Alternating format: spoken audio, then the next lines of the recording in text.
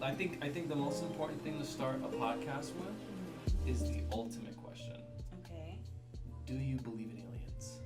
That's another subject for another day. No, come on, tell me. What do you mean? Aliens are real? Most definitely. Do you think aliens have been on Earth before? Yes. Do you think our government or a government in power has collaborations with extraterrestrial lives? Yes. Do you think the aliens that have visited us are nice or bad? Both. Elaborate. What do you mean? I feel like you have those aliens who are here investigating and they're trying to discover Earth and its inhabitants. And then you have those aliens who abduct, because you hear all of these stories about abductions. And it'll be to the most randomest people. Where's my phone? It could be to like school teachers. It'll be lawyers. to the couple that was just driving on the road that one night in like the 60s or something. Yeah. And they got probed, anally probed. Marcus. Is that what they said? Pretty sure. And then and when one of, I'm sure, I think, and when one of them came back, they knew about a star system. Like they saw like a star system in the abduction room. Mm-hmm. And when they came back, they explained the star system to some astronomers, and that was a real star system. And the person was a waitress, I think, or something like that. That's what I'm saying. So you have those good aliens that like they come down here, they look at you, they mind their own business, and then you have those bad aliens who take us, and God knows what to us. I have one idea of something they do to us for sure. But that's such a stereotypical thing about probing. It has to be anally. That's the thing. Why the butt? Why can't they like orally probe us or in our ears? I mean, if they travel across space, why do they even have to go in a hole? Why can't they just use some like photons? That's what I'm saying. Like I'm pretty sure with their technology, they could do an ultrasound. Just hit us with an MRI and just yeah. implant the matrix bug in us, and that's it. And just see what we have in our body. No need to shove a tungsten they like rod up the old keister. I think that's just a stupid myth thing that they say. So wait, you don't think aliens anal probe at all? No. Not at all? No. I think at least one person on Earth has been. No? No. Okay, well, I don't know. I mean, if you're an extraterrestrial being with such advanced technologies, why would you come down here to rape? It's not funny. I get you though. I do. That is a stereotype, and we have nothing to There's no base it on. We don't evidence. have. So maybe that's all they do. But there is Maybe concrete that evidence that they definitely abduct. Yeah, people. They can't say concrete because we can't like say they went up into the sky. But people have disappeared. Exactly, it's concrete enough to be like, yeah, I was there and I was brought back. Mm-hmm. But only you are the concrete evidence. There's so many stories throughout history of like saucer-shaped objects in the sky, and them seeing aliens or just these creatures come out of them. It's always like repeated itself throughout history, and it never fails, no matter what point in time it happens at. So do you think that that's something that will eventually get to where aliens is just a normal everyday thing? Like Star Wars or something? Yeah, of course. I believe so. If like they're real, which it would be dumb if they're not real. It'd be a whole waste of space if we're the only ones in the whole universe. We don't even know what the edge of the universe is. There's got to be someone else that's wondering the same thing, at least. Yeah, but I feel like it would be too chaotic if it would be put on Channel News 9 next morning. God. Like, hey, guess what? Grogu just landed. And he's here to teach Wherever us I go, he goes. The ways of the Jedi. I think that it makes sense for there not to be life on every planet, because I feel like then at that point it would be normal to know about aliens. Like there's a bunch of planets that probably don't have any life on them. They're just floating throughout space. But there's gotta be at least one other planet. At least one. We're talking about a number I probably can't even say amount of planets and star systems.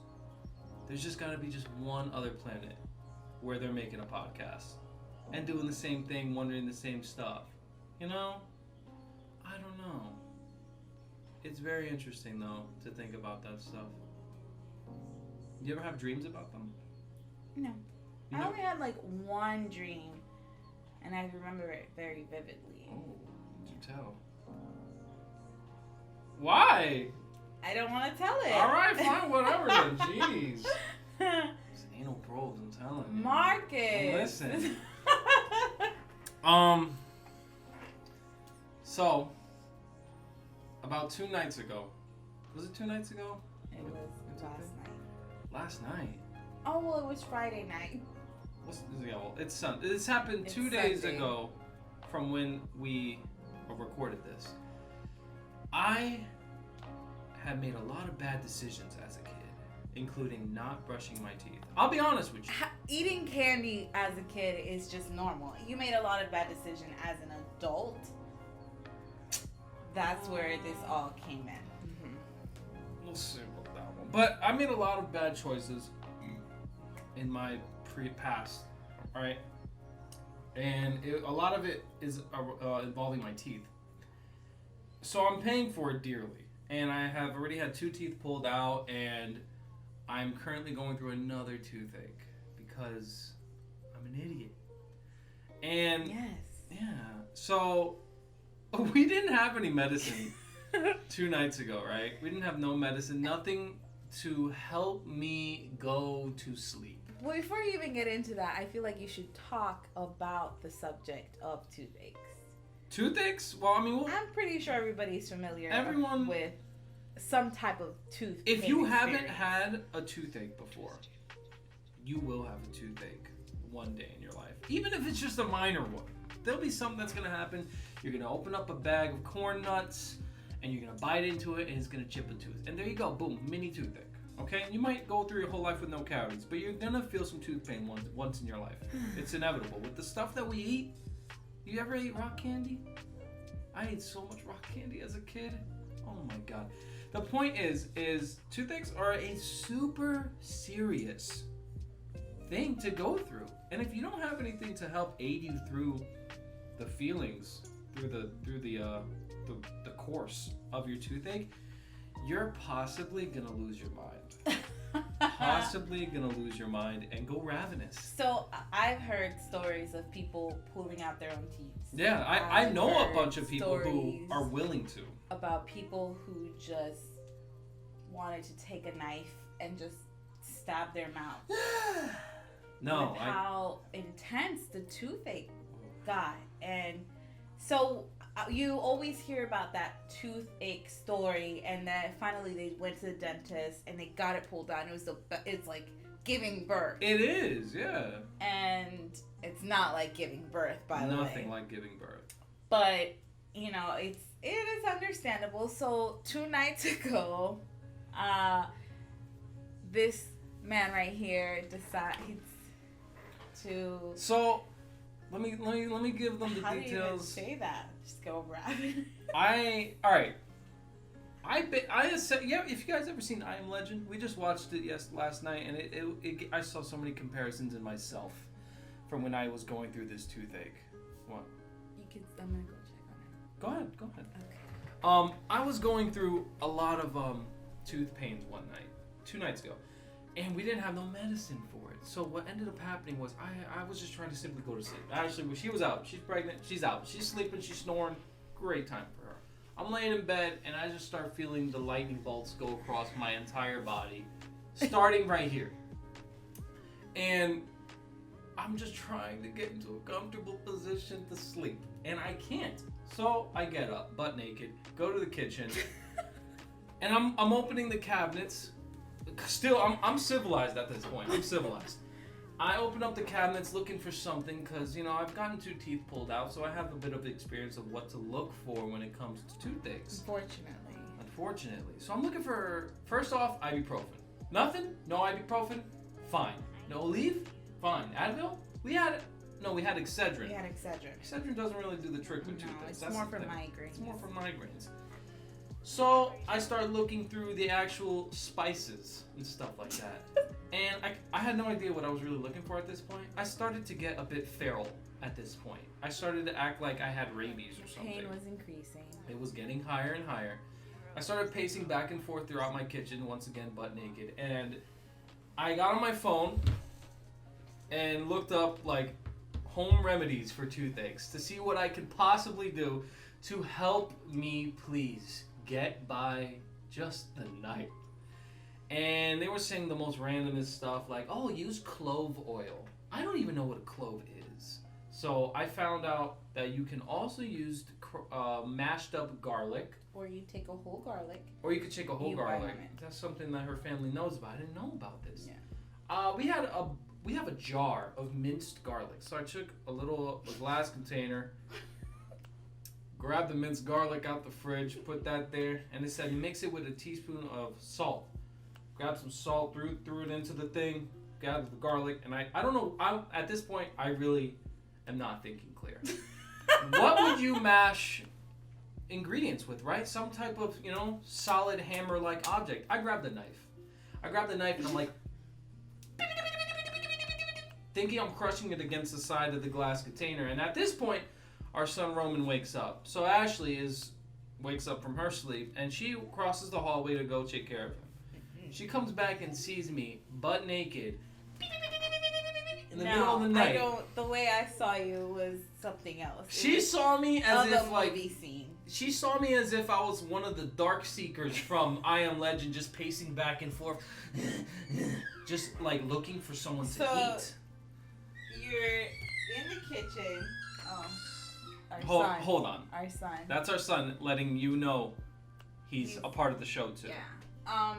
And I just see his back, and I see his whole back, his rear, because you're naked. Again, I don't know why you're naked. So I see your back, and I see you're hunched over.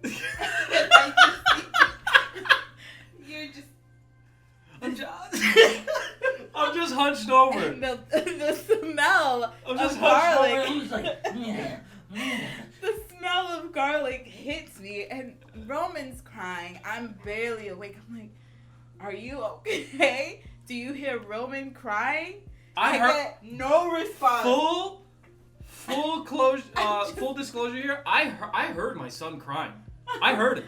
I just didn't care at the moment because I knew she was going to wake up and take care of it. I had problems to deal with. All you did was look back at me and then go back to doing what you were doing. You looked like a zombie. I was like, and it was saying, take the minced garlic and shove it in your mouth like that. So I'm constantly crushing it and then scooping it out, and I'm like, it's like just smearing it all over my face and chin and getting in my gums. Ravenous. So I see that, and I keep scrolling down, right? And I see the next thing I can do, and it says take a bit of vanilla extract, rub it on the gums. So I open up the cabinet, I'm like, it's getting worse. The pain's it's out of control. I can't think straight. And I got garlic all over my beard and inside my mouth hanging out. And then I find the vanilla extract, and I'm like, and I pop it open, and I go, I'm just completely, like, I am a wild man at this point. Naked body. Butt naked. My dogs sleep in the kitchen. They're just sleeping in the kitchen looking at me like, what the fuck is wrong with this guy? And I'm just rubbing all this garlic and vanilla extract. I'm like, and I'm losing my mind. And I kind of calmed down because, believe it or not, the garlic actually works for a second. That garlic did help. So I managed to catch my damn breath. And you had the nerves to come the nerves to come into bed smelling like garlic and vanilla extract and lay next to my pregnant wife whose senses are enhanced and tell her what's going on. And she's like, you smell like garlic. Please. Stop. You reek of garlic. You need to leave or something. I can't remember it exactly, but all I know is that about 15 minutes, 20 minutes later, the pain came back. And I'm just laying there, and I'm just like moving in bed, trying to like... Delirious. You were delirious. This is about 3 a.m. at this point. Mm-hmm. I think that night I slept probably 2 hours, maybe an hour. And I'm used to a full night's sleep, guys. So the pain came back, and I get out of my bed again. Once again, butt naked. And go into the living room. And I put on Ozzy Man reviews. If you guys know who Ozzy Man is, he's a hilarious big-time YouTuber. I just watch his videos to make me laugh. And I keep scrolling. I go back to that webpage on my phone. I keep scrolling, and it says use certain ingredients that you might find in tea bags. So I go back to the cabinet of answers, and I open up the kitchen cabinet, and I'm just looking through all the stuff again. Here I go, getting ravenous, getting crazy, and I find a clementine tea bag. And I was like, man, this would go great with some honey. Heat it up real nice. So I got the honey, I get the tea, heat up the water, start dipping the tea bag, right? Start drinking it. And then I looked at the very bottom of this webpage, and it said, also, don't avoid anything that's hot. Don't use hot compresses. And this is like when I'm halfway down drinking my tea, which is boiling hot. And it's almost like poetic how I read that. And instantly, as I read that, the pain was like, hey, you just made it worse. So the pain takes over my whole spirit, grabs me, and goes 12 rounds with me, and starts whooping my ass in a way that I just can't explain. So I start pacing back and forth in the living room. Nobody's around, dog's asleep, Ash is asleep, Roman's asleep. I'm just pacing back and forth. 3:30, 4 in the morning. I'm awake pretty much. I keep hearing you. I guess, right? I just refuse to come check on you. You're not getting up. No. I'm just pacing back and forth as if I'm an intruder in a home, with no way out. And I'm waiting for something to happen in one of the Ozzy Man videos to make me laugh. Even just the slightest chuckle. And something happens that was, I'm going to be honest, it wasn't even that funny. It just made me smile. But I was looking for something to distract me of the pain so hard that when I saw it, I forced myself to laugh to an extreme extent. I was like, ha! That's so funny! And I did everything I could, and then I took the tea bag, I drained it of any hot liquids, and stuffed it in my mouth. It actually helped. It helped a little bit. And eventually, that helped me go to sleep for a few hours, like an hour and a half or 2 hours. By the time I went to sleep, it was probably like 6 a.m. or something like that, dude. The sun was coming up when I went to sleep. And, dude, that next morning, I was just up. I was like, a zombie. And as soon as I came into full consciousness, went to Walgreens, and I got myself some ibuprofen. And that was about 2 days ago. So I'm feeling much better now, thanks to yourself. Yeah, I'm back to my normal self-controlled being. It is very true what they say that, pain will make you do the craziest things. Like when you're in pain. Yeah, like some might think about when now that you say that is 27 hours? Was it 27 hours? 47 hours? I think it was with James Frank. 47, I think. No, right? 127? 127. Maybe. Watch it be something completely off. But he got his arm crushed by that boulder. Mm-hmm. And it started swelling to that point where he was genuinely willing to cut off his arm. Yeah, with how much pain he was in. It makes so much sense. And I don't think people can wrap their mind around how could you do that until they experience something. Not exactly that, but it's just something along the lines of like, yeah, I think I could cut that part of my body off and it wouldn't hurt as much as what I'm going type of thing. Yeah. Yeah. I can say, in regards to labor, I could have punched through walls just to get some anesthesia. But God bless your well, not your labor, but your birth. Very smooth. Yeah. But the contractions beforehand, you were telling me, were horrible. Yes, horrific. But it's normal all women go through this. I feel like a lot of women can handle it. It's just you get to this point where the pain is not unbearable, because it's not that it's unbearable, but you're so scared to even imagine if this is just the tip of the iceberg. I don't want to know what it is to even feel the baby go to feel through these shoulders. My bones separate, my skin. No, That's horrible, it's man. horrific, and I really I could have just, I don't know. I just felt like I could have punched through walls just to get some anesthesia. And that also reminds me of when we were in the delivery room. We kept hearing. So the way some hospitals are designed, at least the one we were in, when you get taken down to the delivery floor, it's basically like multiple rooms next to one another, and in each room is a woman giving birth in labor. Mm-hmm. And they're on the precipice of shooting that baby out. Us first timers were not prepared for this. Oh no! Not in. I thought like it would happen like in a gigantic room, and glass doors are sealed off. Any noise, it's just us and the doctor. No, I'm sure they have VIP rooms for people with money. For Beyonce, but like we're just simpletons. Yeah, we are. You know what I'm saying?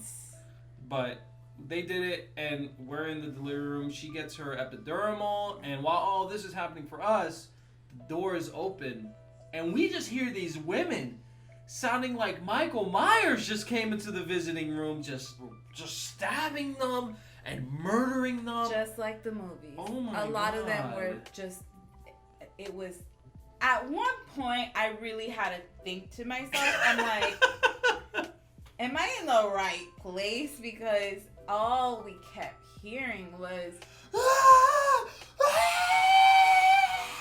it was horrifying for me. But it was very funny because you would hear these screeches, and then shortly after you just hear the baby crying, and it was silent, and you could tell the mom was just like, got this thing out, I'm okay. Yeah. But you would hear these people screaming for their lives. For real. It was. And then you would hear like a quick little hooray, and then a ooh, ooh, and I'm like, I'm over here, dad to be in the corner hearing all this, and I'm just like, oh my God, what do you expect? I mean, we kept telling each other, it was so funny. We'd look at each other and be like, I'm not screaming.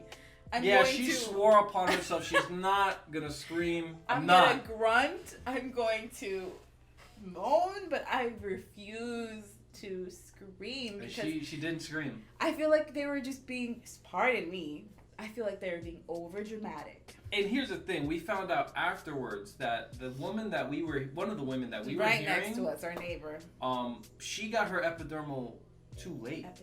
Epidural. She couldn't get it. So what she got was the anesthesia that let her walk.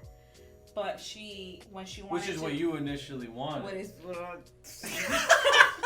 she really wanted to get the walking epidural because she didn't want to go through. I have a high tolerance for pain. Yeah. But not that type of pain. So yeah. So she got the anesthesia to walk, and then when she wanted to lay down and get the epidural, her baby was right there. So they're like, we can't give you the epidural. That's hard. Because how long does it take for that epidural to kick in? Not long. I got it. I would have got, if the baby's right there, it's like, hurry up, hit me up. They can't. You're already in labor.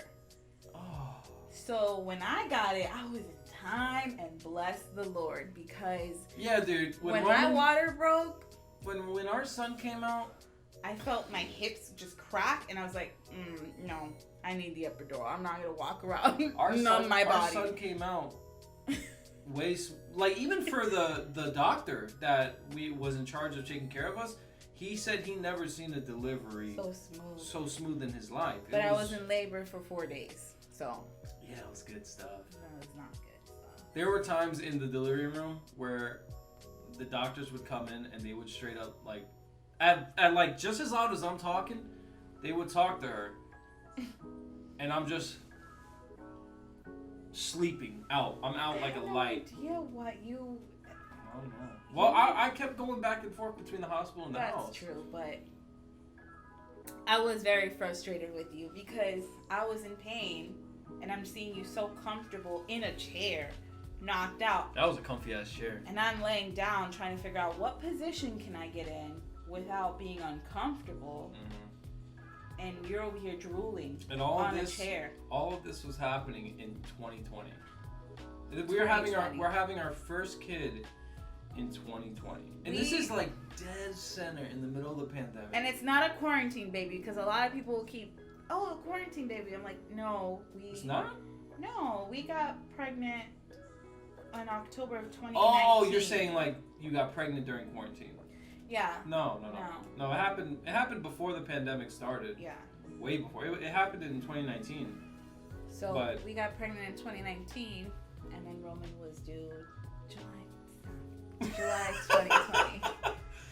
Yeah, he was born in the middle of the pandemic. Yes. And things are very different. I mean, the precautions that they take in the hospital is just so much. And now that we're first-time parents, we think so much about like certain things that we would usually like. If it was a normal world, we'd go out and do normal stuff. But even simple things like daycare, we are like overprotective about it, questioning, and is it even worth going over to this place, or is it even worth going out today? Even though like it's getting more normalized slowly. It's just there are still idiots out there that don't wear masks. And they just do stupid shit. People are still dying of COVID-19, unfortunately. Yeah. It's a scary. It was a scary time. 2020 was a rough year. 2020 was an extremely rough year. And it still is hitting us now, the effects. Hence, why this podcast is going on. A lot of people thought that, like, New Year's Eve would have happened, and then suddenly, like, hey, we're back to normal. It's the same. It's literally like if we were hit by Hurricane Charlie and we're still picking up. Yeah, it's the same thing, just in not such a violent manner. All the debris. All this pandemic really caused was a lot of financial issues for a lot of working class people. And lack of jobs. Dude, I just got a job. After bouncing from multiple jobs, I have finally got an actual decent job. It's been months. But we're here, folks. We're here. It has been extremely challenging, and I feel like it draws back to those couples who went through it in 2020. I feel like how did you manage, whether you're married or not, boyfriend or girlfriend, partnership in regards to, but how did you manage? Because it brought so many challenges that sometimes you kind of like, all right, give me some space, or I'll give you some space. Yeah, you got a lot going on. Pandemic started and everyone's got space. Everybody got space, but you're in the same room. Where are you gonna go? Yeah. I'm right here. Face your problems. Remember that HBO thing? That movie? They made an HBO movie about that same exact situation, and but it was with exes, and they were trapped in the same house during quarantine. I feel like a huge part of the reason why you and I are still, my God, above the water in our relationship is because we communicated. Yeah, if you don't talk to your partner, you're kind of digging your own grave. Sought comfort in each other, even when we didn't want to seek comfort. Mm-hmm. You know, I feel like if you are still in a relationship in 2021 after that whole 2020 year, I feel like it's that partner's your partner. That's your partner. You guys got through that. You can do it. If you can get exactly, I feel, I don't know. 2020 was extremely challenging in every type of aspect, financially, relationship-wise. I think more than anything, it was just challenging mentally. Because emotionally, with how easy people see stuff on the internet, 2020, like, people love to blow shit out of proportion. So any chance the internet had to like report on some new bad shit that's happening, they just wanted to see how long they can get the track record going with.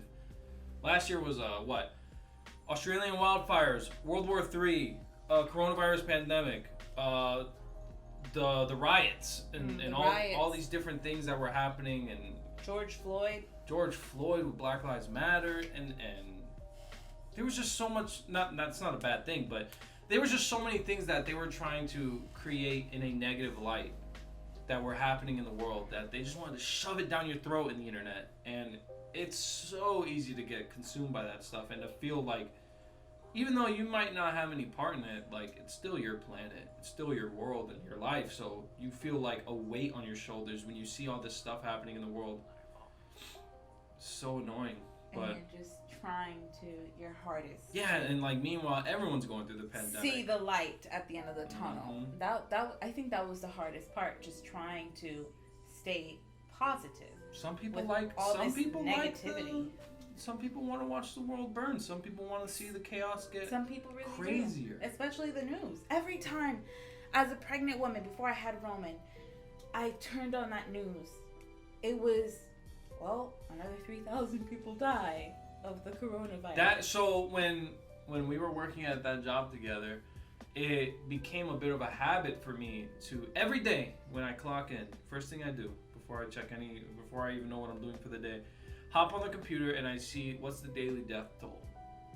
And I would tell everybody, and that sparks conversation, and then it's just like, yeah, we're talking about shit, but we're talking about the same shit, and it's not good stuff to talk about. Like, I went crazy at one point. I was like, oh my God, I'm giving birth in a pandemic. I was losing it. And then it got to a point where I had to just shut everything off. I had to shut that TV off. Dude, I could not. What's going to happen when you give birth again? It's going to be the same process. No, but Roman counted as a visitor. No, Roman's not coming with us. Oh, okay. No, Roman's staying with Chad now. Oh, that works. Yeah, she's having another baby, by the way. Yes, I am 5 months. Let me go check on myself. Yeah, bring him over here. Let's show him on the show. Yeah, man. So much stuff has happened. And if you're sitting here watching this, the whole point of it is to remind you that, yeah, it might suck right now. And it might get a little worse too, but as long as you're still breathing, there's always a chance for you to make shit better. Always. Because it ain't over until it's over. Let me see this, young man. Was it? Oh my God. Oh. This is what it's about right here. Oh, we're matching. Yes. You and I are matching. So, yeah. I would like to know how it was for those who would like to opinionate. 2020 was an extremely rough year, and it still is. It's still hitting us hard, but we are getting by. What are you staring at? This. The mouse. Oh, the mouse. I got RGB mouses, so he's staring at it. So what do you think? Do you think this is a good enough episode? I think it is. I think it is. We talked about aliens, toothaches, yes, and being a parent in 2020. Oh, not really being a parent, but. Well, I mean, going through the process of giving birth during that year. How scary it was. Okay. That works. That's it. Bye-bye.